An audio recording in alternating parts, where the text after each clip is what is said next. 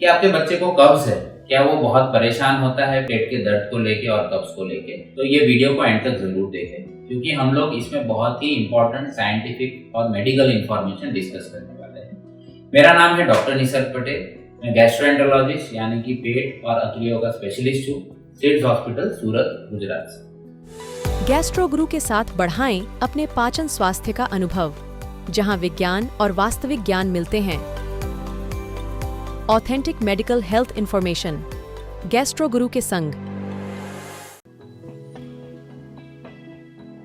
कभी कभी पेरेंट्स को ये पता ही नहीं चलता कि उनके बच्चे को कब्ज है कि नहीं। साइंटिफिक स्टडीज और डेटा क्या बोलता है कि 100 में से 10 से 30% बच्चों को कब्ज होता है, और उसमें से पता कितनों को होता है? Only 2 to 5। ऐसा क्यों? क्योंकि जो छोटे बच्चे होते हैं उनको एक्सप्रेस करना नहीं आता कि उनको कोई प्रॉब्लम है कि नहीं। हम बड़ों में क्या होता है, हमें जब भी कोई दिक्कत होती है तो हम अपने फ्रेंड्स और फैमिली को बहुत इजीली समझा सकते हैं, पर बच्चे का कम्युनिकेशन स्किल इतना अच्छा नहीं होता। बच्चे समझा नहीं सकते कि उनको क्या तकलीफ होती है, जिसके कारण 10 या 30 में से सिर्फ 2 या 5 बच्चे को ही पता चल सकता है, या इनको पेरेंट्स को पता चल सकता है कि बच्चे को कब्ज का प्रॉब्लम है। बाकी के 90% मतलब बाकी के ऑलमोस्ट 25 बच्चे या उनके पेरेंट्स को पता ही नहीं होता कि मेरे बच्चे को कब्ज है।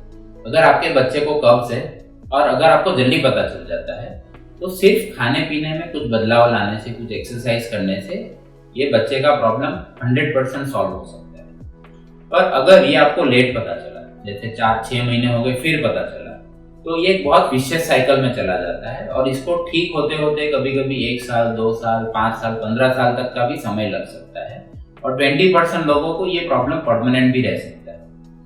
इसीलिए प्रॉपर टॉयलेट ट्रेनिंग करवाना और आपके बच्चे को कब्ज है कि नहीं वो देखना और जानना बहुत इंपॉर्टेंट है। वो पेरेंट्स को पता कैसे चलेगा कि भाई आपके बच्चे को कब्ज है कि नहीं? उसके जो लक्षण हैं वो हम ये वीडियो में डिस्कस करने वाले हैं। उसके कारण, उसके सॉल्यूशंस, खाने पीने में क्या ध्यान रख सकते हो, वो हम उसके बाद वाले वीडियो में डिस्कस करेंगे। अगर आपको ये वीडियो पसंद आए तो इसको लाइक और शेयर जरूर कर देना, चैनल को सब्सक्राइब कर देना और बेल आइकॉन जरूर दबा देना, ताकि जब भी ऐसे कोई इंपॉर्टेंट वीडियोस हम लोग पोस्ट करते हैं तो आपको नोटिफिकेशन मिले और आप आगे वाले वीडियोस भी देख सकें। तो चलिए अपने ये वीडियो को आगे बढ़ाते हैं।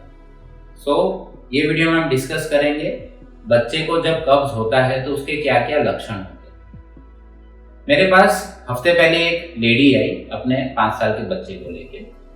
उन्होंने मुझे कंप्लेंट किया कि सर मेरे बच्चे को दस्त का प्रॉब्लम है, बार बार उसको पॉटी लगती है, दिन में 5 बार 6 बार, कभी कभी तो चड्डी में हो जाती है, बच्चे को पता भी नहीं चलता कि उसको पॉटी हो गई। उन्होंने एक जनरल डॉक्टर और MD फिजिशियन के पास ट्रीटमेंट करवाया था, और वो ट्रीटमेंट के बाद भी वो प्रॉब्लम ठीक नहीं हुआ बल्कि बढ़ गया। अब कॉमन पीपल को क्या लगेगा कि 5, 6 बार, 7 बार टॉयलेट जाना मतलब क्यों? दस्त की शिकायत हुई, मतलब जो उसकी मम्मी थी उसने यही समझा कि दस्त का प्रॉब्लम है और वो अपने तरफ से सही है। पर जब हमने बारीकी से देखा तब हमें पता चला कि ये दस्त का प्रॉब्लम नहीं, बट ये तो कब्ज है। अब ऐसा क्यों होता है वो हम समझने की कोशिश करते हैं। जब भी हमें टॉयलेट का प्रेशर लगता है तो हमारे अंदर सेंसर लगे होते हैं, और हम लोग जब टॉयलेट करने जाते हैं तो टॉयलेट पूरा खाली हो जाता है। अगर कोई बच्चे को कब्ज है तो कभी कभी वो खेलने में बिजी है, वो टॉयलेट रोक के रखेगा। जब वो रोक के रखेगा तो थोड़े टाइम बाद वो प्रेशर चला जाएगा, धीरे धीरे वो टॉयलेट सूखेगा और वहां पे नीचे टॉयलेट के रास्ते टॉयलेट का पूरा गड्ढा बनना शुरू हो जाएगा। जब गड्ढा बहुत बड़ा हो जाता है तो वो टॉयलेट के रास्ते को ब्लॉक करता है, और उसके बाद वहां से टॉयलेट होना बहुत मुश्किल हो जाता है। तो बाजू की जो थोड़ी जगह बचती है वहां से थोड़ा थोड़ा करके लिक्विड टॉयलेट होता रहता है। इसको हम लोग बोलते हैं स्पूरियस डायरिया। मतलब लक्षण दस्त के हैं बट एक्चुअली प्रॉब्लम कब्ज का है। तो हमें ये कैसे पता चलता है कि बच्चे को कब्ज है? तो जब हम फिंगर से नीचे चेक करते हैं तो नीचे एक पूरा स्टूल का गट्ठा बना हुआ होता है, और उससे हमें पता चल जाता है कि बच्चे को लक्षण दस्त वाले आ रहे हैं बट प्रॉब्लम एक्चुअली कब्ज का है। तो ये कॉमन सिनेरियो है कि जो मैंने एक एग्जांपल दिया आपको, कि आपको लक्षण समझने में कभी कभी गलतियां हो सकती है।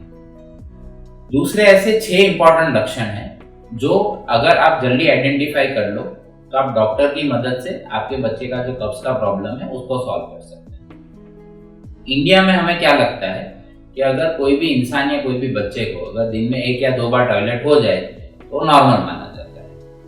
बट कई सारे पेरेंट्स अपने बच्चे के साथ टॉयलेट में नहीं जाते और वो टॉयलेट देखते नहीं है कि कितना हो रहा है, कौन से कलर का हो रहा है, कौन से शेप का हो रहा है। ये सब भी देखना बहुत इंपॉर्टेंट है। सिर्फ टॉयलेट एक बार होके आया, आपको क्या पता चलेगा कि आपके बच्चे ने वहां पे अंदर जाके टॉयलेट किया कि नहीं, कितना किया। तो जब तक कि बच्चा समझ का नहीं हो जाता तब तक ऑलवेज पेरेंट को साथ में जाना है और टॉयलेट किस तरह का हो रहा है वो देखना जरूरी है। मैं आपको कुछ एग्जांपल दे रहा हूँ। जैसे कि एक तो एग्जांपल हमने अभी दिया कि बच्चे को 6-7 बार टॉयलेट हो रहा था। जब मैंने उनकी मम्मी को बोला कि आप रोज टॉयलेट देखा करो तो उन्होंने क्या नोटिस किया कि थोड़ा थोड़ा इतना ही टॉयलेट हो रहा है बच्चे को, मतलब कि टॉयलेट वहां पे फंस गया है, इस वजह से पूरा टॉयलेट हो ही नहीं पा रहा। दूसरी आप क्या चीजें देख सकते हो, तो टॉयलेट की जगह पे अगर कोई घाव पड़ गया है या फिर वहां से कुछ खून निकल रहा है तो भी आपको पता चलेगा कि आपके बच्चे को प्रॉब्लम है। तो अगर ये 6 में से कोई भी 2 लक्षण होते हैं आपके बच्चे को तो उसका मतलब कि आपके बच्चे को कब्ज हो सकता है। कोई भी पीडियाट्रिशियन या पेट के डॉक्टर को आप मिलिए। वो 6 लक्षण क्या है? तो लक्षण नंबर 1 ये जो हम सबको पता है, अगर हफ्ते में 3 बार से कम टॉयलेट होता है, मतलब अगर आपका बच्चा हर 3 दिन या 4 दिन में 1 बार टॉयलेट करता है तो 100% आपके बच्चे को कब्ज है।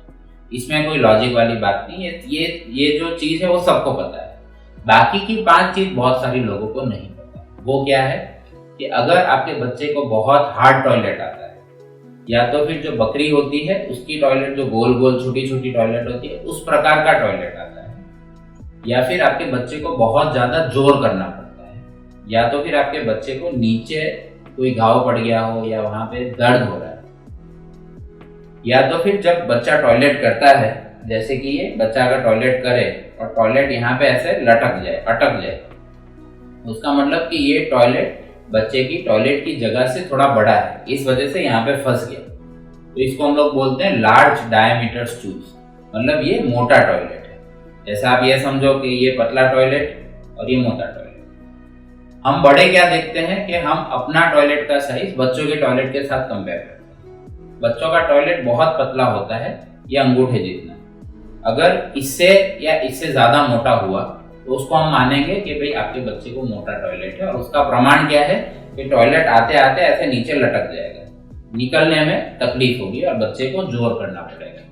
तो जो मैंने ये 6 लक्षण बताए, अगर उसमें से कोई भी 2 लक्षण अगर आपके बच्चे को है तो आपके बच्चे को कब्ज की प्रॉब्लम है। दूसरा एक इम्पॉर्टेंट चीज है कि अगर आपके बच्चे को स्टूल होल्डिंग मैन्यूअल्स या फिर रिटेंटिव पोस्चर्स आते हैं, मतलब वो अपनी पॉटी को रोकने का प्रयास खुद से कर रहा है, तो भी आपके बच्चे को कब्ज है। अब वो कैसे पता चलता है कि आपका बच्चा स्टूल रोक रहा है कि नहीं, क्योंकि वो तो बताएगा नहीं।